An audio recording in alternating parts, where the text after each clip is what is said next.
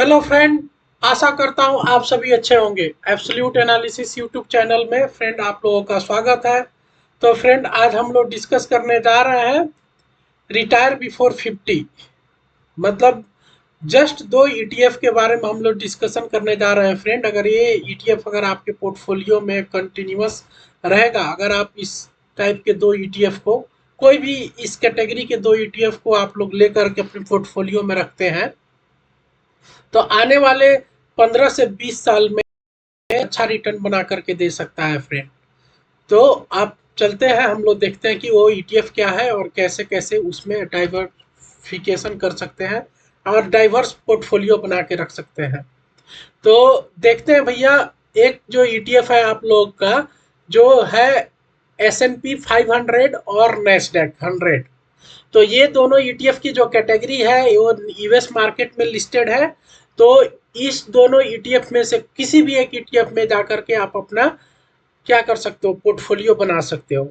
और एलोकेशन कितना होना चाहिए, 25 से 30% के हिसाब से आप लोग एलोकेशन रख सकते हैं। कभी कभी आप लोग देखते हैं कि इंडियन मार्केट में अभी लगभग 1.5 से 2 साल से पूरा फ्लैट रिटर्न रहा है। ईटीएफ में ले लीजिए, स्टॉक मार्केट में दे लीजिए, या आपका म्यूचुअल फंड में रहा है, ज़्यादा रिटर्न नहीं मिला है। बट इसी 2 साल का अगर टाइम टेन्योर में देखिएगा यूएस मार्केट में, इंटरनेशनल मार्केट में, तो आपका जबरदस्त रिटर्न मिला है।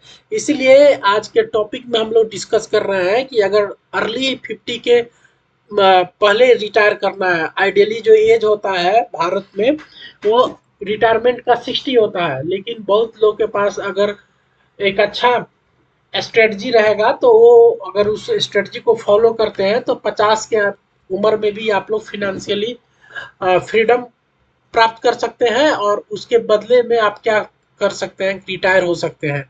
तो उसके लिए आपको ये दो ईटीएफ की कैटेगरी में बता रहा हूँ। एक तो आपको इंडियन शेयर मार्केट का ईटीएफ है, और एक आपका पोर्टफोलियो रखना है यूएस शेयर मार्केट का। जैसे यूएस शेयर मार्केट का अगर आप देखोगे तो आपको हो जाएगा कि एप्पल, माइक्रोसॉफ्ट, गूगल, मेटा, इस तरह का जो इंटरनेशनल कंपनी है, इसमें आपको डायरेक्ट इंडिया में रहकर ही पैसा इन्वेस्ट कर सकते हो। इसका ये नहीं है कि यूएस के शेयर मार्केट में आपको अकाउंट ओपन करना है। इंडिया में ही बहुत सारे जो डीमेट अकाउंट है वहाँ पे आप अकाउंट ओपन करके ही उसी डीमेट अकाउंट के थ्रू आप लोग ग्लोबल एक्सपोजर ले सकते हो। इससे क्या होता है कि जब भी इंडियन इकोनॉमी में कुछ प्रॉब्लम होता है तो यूएस इकोनॉमी में जो इन्वेस्टमेंट आप करते रहते हैं तो उससे आपको हेज हो जाता है आपका फंड, मतलब सुरक्षा कवर मिल जाती है। जैसे अभी आप देख रहे होगे कि रुपया जो है हमेशा डॉलर के अगेंस्ट में डाउन होते जा रहा है। तो अगर आप यूएस मार्केट में इन्वेस्टमेंट किए रहते तो रुपया जब 80-90 के पर था, $1 के कंपेरेबल, तो अभी जाके देख रहे हैं कि 94-95 पे चल रहा है। तो आपको इंडिया का रुपया गिर रहा है, लेकिन आपका एक्सपोजर अगर यूएस मार्केट में रहता तो वहां पे भी आपको डॉलर बढ़ रहा है तो आपको प्रॉफिट होता, आपको पोर्टफोलियो को बैलेंस करके रखता। तो ये हमारा पहला टॉपिक है। ये हमारा है इंटरनेशनल, आप एक्सपोजर रख सकते हैं। जैसे बहुत सारा एग्जाम्पल में अगर आप देखोगे तो नेस्डेक 100 ईटीएफ ले लो, या एस&पी का 500 का ईटीएफ का कोई भी कैटेगरी आप ले सकते हो। आप अपने फिनेंशियल एडवाइजर से डिस्कस करके ये प्लान कर सकते हो फ्रेंड। दूसरा, इसका जो दो ईटीएफ क्यों काफ़ी है, इस हम 10 ईटीएफ नहीं बता रहे हैं। आजकल क्या होता है कि लोग सारे ईटीएफ में जाकर के अपना पोजीशन ले लेते हैं। उससे क्या होता है कि सारा पोर्टफोलियो हौच पौच हो जाता है। कोई सेक्टोरियल ईटीएफ रहता है, कोई आपका कमोडिटी ईटीएफ रहता है।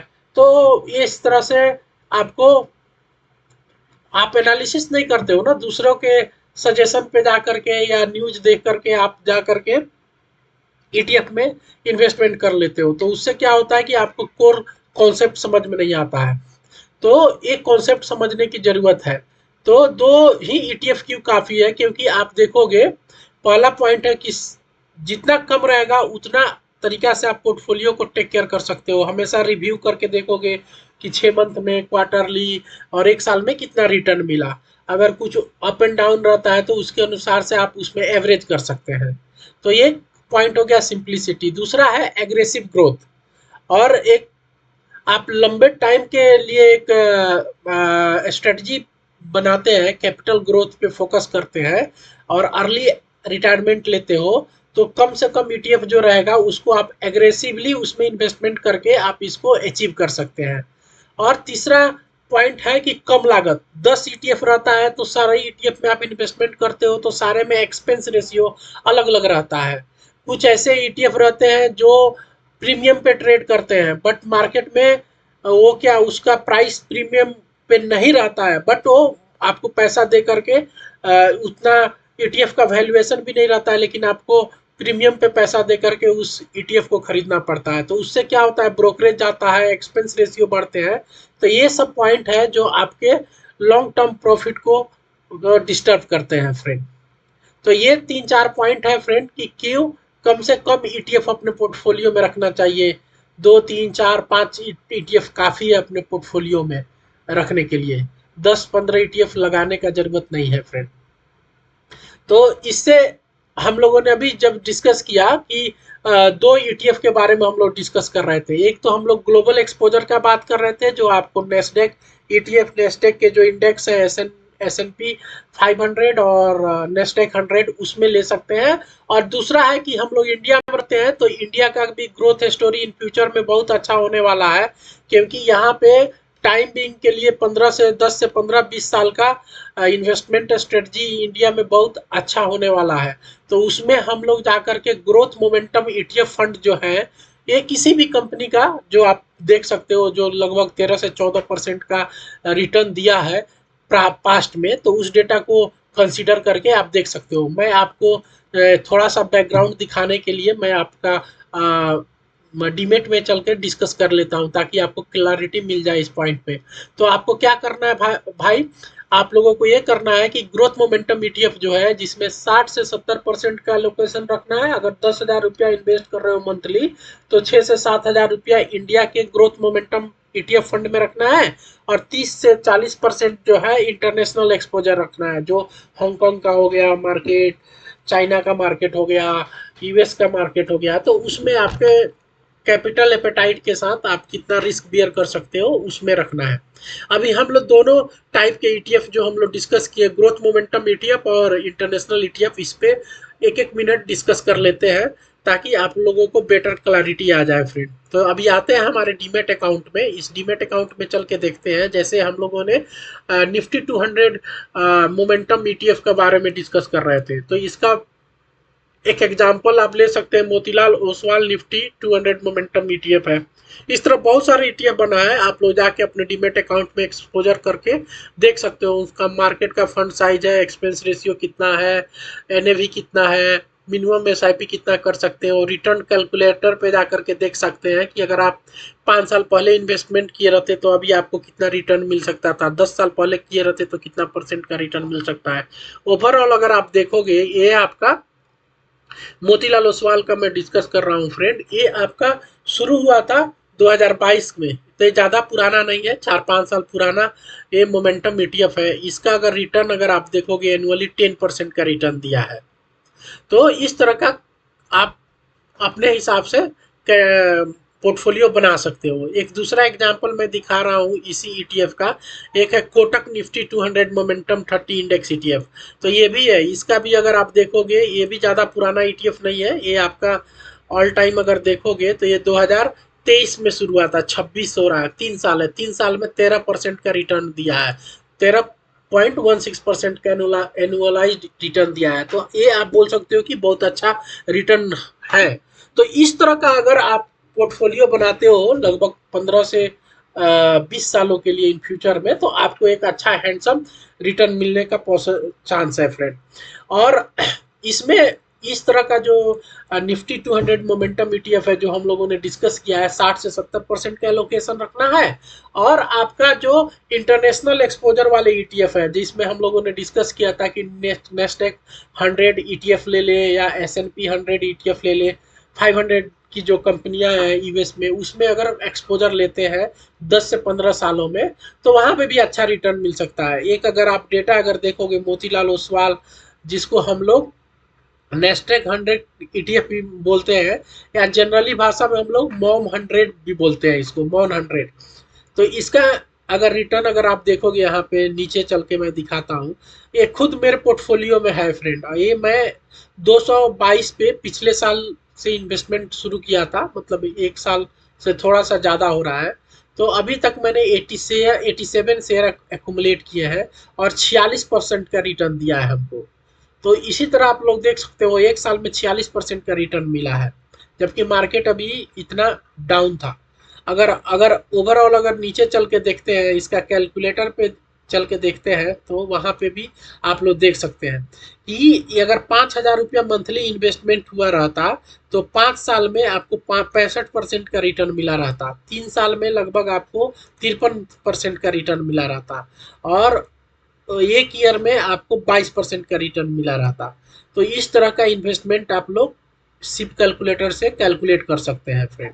तो ये एग्जाम्पल है, ये मैं दिखाना इसलिए चाह रहा था ताकि आपको क्लैरिटी बहुत अच्छे से इस टॉपिक पे हो जाए फ्रेंड। तो ये हमारा हो गया। दूसरा क्या है कि भारत में हम लोग देख रहे हैं कि आने वाला, पूरा वर्ल्ड देख रहा है कि इंडिया आने वाला, जो इंडिया का इकोनॉमी है 10-15 साल में बहुत मतलब अच्छे तरीका से ग्रो करने वाला है। ठीक है, तो उसके लिए इंडिया इंडिया में जो भी इन्वेस्टमेंट बाहर से आ रहे हैं, तो इस तरह के निफ्टी 200 मोमेंटम 30 टाइप के जो ईटीएफ है, उसमें बहुत मल्टी बैगर रिटर्न्स मिल रहे हैं। तो ये इसका विशेषता ये है कि ये हाई बीटा ईटीएफ होते हैं, जिसमें लीडिंग ग्रोथ सेक्टर पे डिपेंड रहता है। ये लोग क्या करते हैं कि सेक्टर रोटेट करते हैं। जैसे अभी मान लीजिए कि कोई एक सेक्टर में अच्छा मोमेंटम पकड़ा है, तो ये लोग क्वार्टरली बेसिस पे उस सेक्टर में पैसा लगाते हैं, फिर क्वार्टरली जैसे खत्म होता है अपना प्रॉफिट बुक करके निकल जाते हैं। तो इसका बेस्ट एग्जांपल है आईसीआईसीआई प्रूडेंशियल ईटीएफ और म्यूचुअल फंड। तो इस तरह के आप लोग जाकर के देख सकते हैं फ्रेंड। दूसरा क्या है कि चक्रवृद्धि ब्याज जिसको बोलते हैं, कंपाउंडिंग इंटरेस्ट जिसको बोलते हैं, तो ये एक तरीका का डेटा है फ्रेंड। इस डेटा को अच्छे से समझिए। इस जो स्लाइड बनाया हूँ, इस स्लाइड को मैं बहुत अच्छे तरीका से एक्सप्लोर करके डेटा को यहाँ पे शो किया हूँ। अगर मान लीजिए कि आप किसी ईटीएफ में अगर 12 से 15% का अगर कैगर अगर देख रहे हैं, कैगर का मतलब होता है आपको एनुअली कितना रिटर्न मिलता है साल में। तो मान लीजिए कि कोई आप ईटीएफ रखते हैं, जैसे अभी हम लोगों ने कोटक निफ्टी का देखा था, रिटर्न 13 से 14% का रिटर्न था। तो उस तरह का अगर ईटीएफ में आप इन्वेस्टमेंट करते हैं 15 से 20 साल के लिए, अगर 14% का भी अगर कैलकुलेशन रखते हैं, तो ये कैलकुलेशन में अगर आप पर महीना अगर 10,000 रुपया डालते हैं, तो एक साल में 1,20,000 हुआ, 10 साल में 12 लाख रुपया हुआ, और 20 साल में लगभग 24 लाख रुपया आप इन्वेस्टमेंट करते हैं। और 24 लाख रुपया इन्वेस्टमेंट करते हैं, और रिटर्न अगर आप देखोगे लगभग 20 साल में 1.2 से 1.4 करोड़ तक का होगा। तो इसका अगर ये जो डेटा है, ये पूरा वैलिड डेटा है, पास्ट डेटा पे कैलकुलेशन में बता रहा हूँ फ्रेंड। इसको आप जाके किसी भी एसआईपी कैलकुलेटर, ईटीएफ कैलकुलेटर में जाकर वैलिडेट कर सकते हैं फ्रेंड।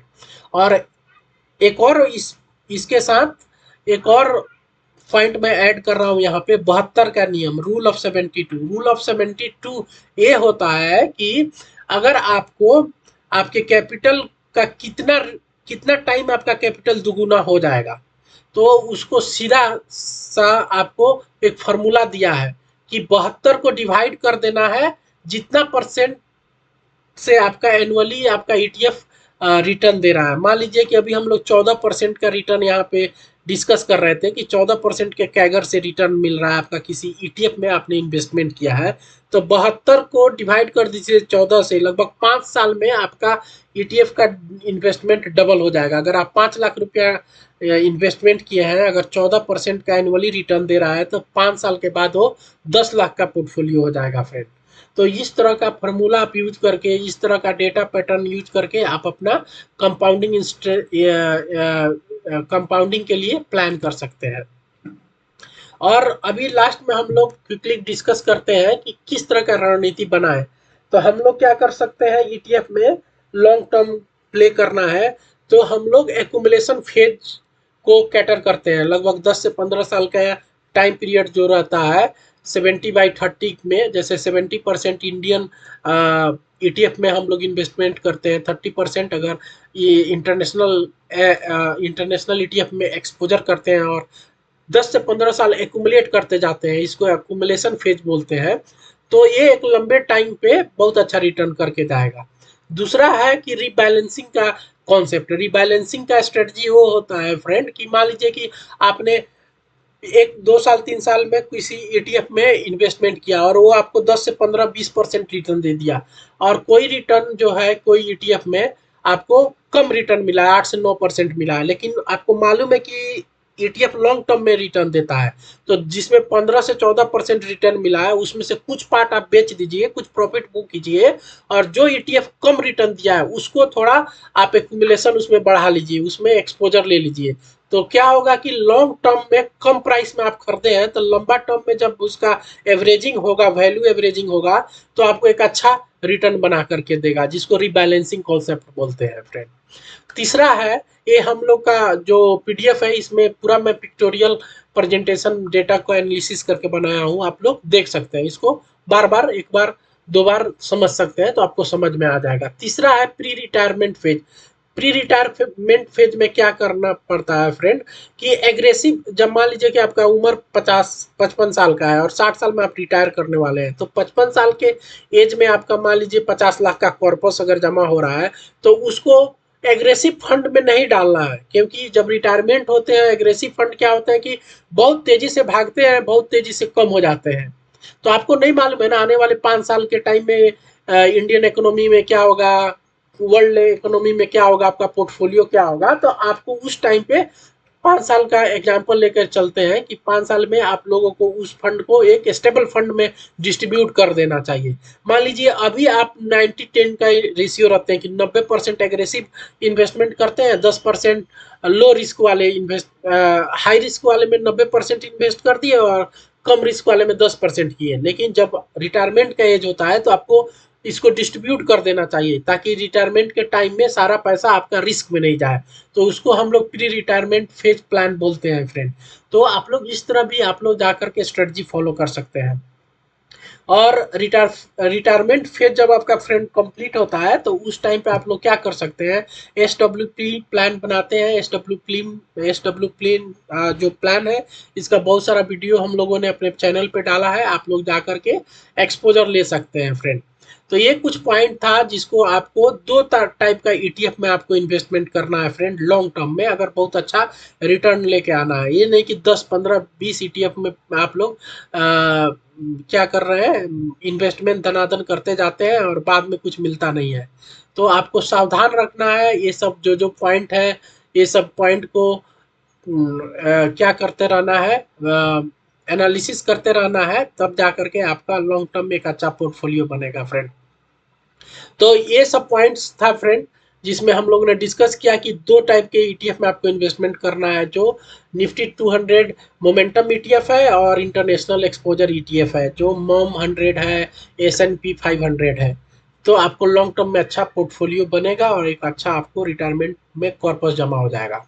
वीडियो को मैं यहीं पे वाइंड अप करता हूँ फ्रेंड। अगर ये मेरा जो एनालिसिस हम लोग करते हैं ईटीएफ से रिलेटेड डाउट क्लियर करता हूँ, मैं नया नया पॉइंट लेके आता हूँ, आप लोगों को बताता हूँ। तो अगर वीडियो अच्छा लगता है तो आप लोग हमारे चैनल पे बने रहिए, लाइक सब्सक्राइब कीजिए, अपने दोस्तों लोगों के साथ शेयर कीजिए ताकि उनका भी नॉलेज इन्हांस हो और सभी ग्रो करें।